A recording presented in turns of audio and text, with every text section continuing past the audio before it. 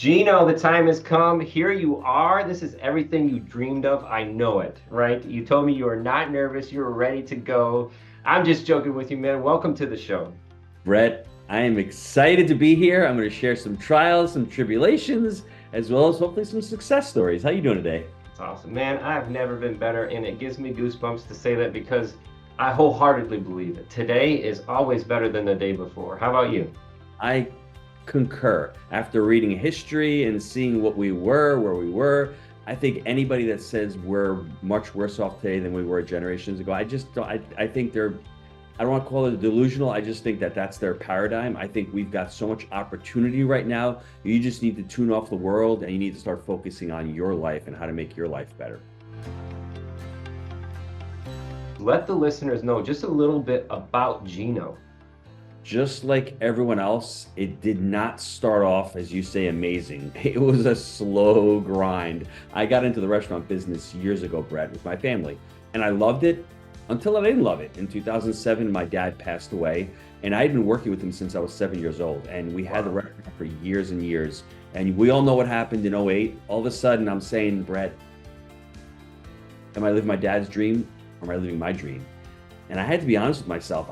I sort of started hating working at the restaurant because I missed him. He wasn't there anymore. I think I liked the restaurant because it just reminded me of him. I loved working with the family. I loved having the culture of the business, that small business feel. And when he was gone, I just didn't feel it anymore. And then one day I just pick up the book by 𝗘𝗀𝗂𝗪, The Secrets of the Millionaire Mind. And I'm like, dude, this guy's an asshole.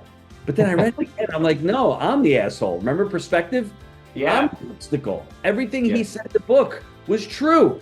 I had to claim responsibility once again for my life. I was blaming everyone else. Obama stunk, Bush stunk, the economy stunk. Well, I think Gino at that time, his way to create value stunk as well. You know, one line that really hits it home for me in that book is when he says, your fruits are in your roots. Well, the roots is the money of the results. That's what you see. My roots were pretty shallow. They were pretty weak in 2008. I didn't have the skills. I didn't know how to become a better investor. I didn't know how to create additional value. And once I started to learn that, and thankfully for me, right after that, I started joining mentorships on how to invest in real estate, how to get into multifamily. I met Jake in 2009, and we started partnering up. 2011, he left New York and went to Knoxville, and then we started looking at deals in Knoxville. It took us 18 months to find that first deal. But if it wasn't picking up 𝗘𝗀𝗪𝗪's book and claiming responsibility and learning and actually becoming valuable to Jake, and Jake becoming valuable to me, I don't know if I'd be on this podcast right now. Wow, wow. And the Jake that you mentioned is the Jake of jakeandgino.com, right? Jake is my business partner. He is the pharmaceutical rep turned, I would say, real estate mogul. He's just an amazing partner, amazing dude, hard worker. Our values aligned from day one. We both knew what we wanted. We're both hard workers, and I am the Gino, the pizza guy. So you got the pizza guy and the drug rep getting together, buying multifamily back in 2011. Pizza and drugs, and how does that relate to real estate? Very cool.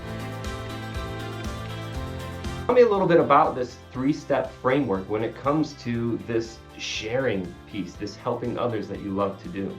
Well, we have two three-step frameworks, but I think the one that's most appropriate for the listeners, anyone who's a passive investor, that's where I started back in '05. And that's where I guess my learning curve started back then. I was a passive investor. I invested with a gentleman, I'll call him Maserati Mike, pulls into the restaurant one day, nice gold Maserati. I'm like, bro, what's going on? He's like, I got a mobile home park deal. But he was referred from a friend, so he was a friend. You know, the know, like, and trust. It's great to know, like, and trust until it doesn't work. I knew, I liked him, trusted him, invested in a deal. That deal went pretty good for about 2 months. Got a couple of checks. Got another mobile home park, put it on the contract. After 6 months, check stopped.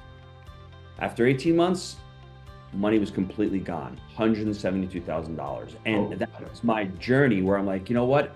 I was pissed at him. I was really mad at him. He's a crook. He was probably, I wouldn't say criminal, but I would say fraudulent. He didn't know what he was doing.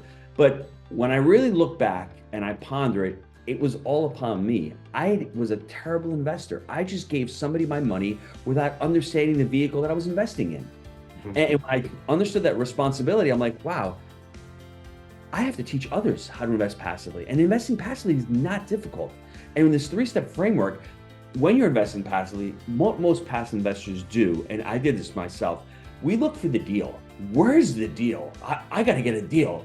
No, that's the last thing you should be doing. The very first thing you should be doing as a passive investor is, where's the sponsor?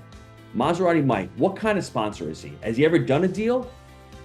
Have you done a background check on him or her? How long have they been in business? Have you spoken to any other investors that have done deals with Maserati Mike? You have to look at the sponsor first. We call it the jockey. Most important thing. That's the first thing you need to do, is to be able to vet the sponsor. The second thing, which I didn't do at all either, was what we call the saddle. The jockey sitting on the saddle. That's the alignment of interests. Are my interests aligned with Maserati Mike? Well, mine weren't, because Maserati Mike put nothing in the deal. I got all my scratch in the deal. So when that deal goes south, Maserati Mike is like, I'm going to get into my Maserati and drive off in the sunset, and you're left out to dry. There was no alignment of interests. He had no worries if that deal went bad, number one. Number two, do I know, or did I understand that my money was illiquid? It was an illiquid asset. I'm not getting that principal back for years. Is that okay? I mean, if I'm all right with that, okay. But does that align with my interests? What are my goals? Has Maserati Bank sat down with me and said, Gino, there's risks in this deal. And, I want to let you know up front, there's always risks. If this is the last $50,000 that you have to invest, this may not be the right fit for you. See how our interests are starting to align? So if you can align your interests with the investment that you're trying to accomplish with the sponsor, great. You've passed the first two parts. The third part is the horse, which is the deal itself. That's the buy right, the manage right, and the finance right. Those three components, if you look at it from that lens, will serve you so well as a passive investor, because it's not about the deal. It's about the jockey that's running the deal, and then it's about what you're trying to accomplish. Then ultimately, you can start underwriting deals and looking and see if deals make sense. The math is not challenging. It's not complicated. But some of the biggest questions or concerns from passive investors who are just getting started in multifamily investing? Great question. I think the first thing is you have to select your goals. What are you trying to accomplish? I think most investors just want to place money. Is your money coming from a self-directed IRA account? Those are IRA funds. That's more for retirement. You can't touch it. It stays in there. But it's great because it's long-term money. It's money that's sitting there that you can invest in a deal and forget about it for the next 5 to 7 years. Are you using savings account money? That money, you obviously have to have some money on the side, but are you putting some of the money from savings? Are you using whole life? I just borrowed money from my cash value for my policy today. We're closing on 2 deals. Where's that capital coming from? And then obviously that next question, as a passive investor, are you looking to get into real estate full-time through this passive investing? Or are you just trying to supplement retirement income? Or are you just trying to create some kind of passive income every month to pay the bills? Start at that baseline. I think that's really, really important.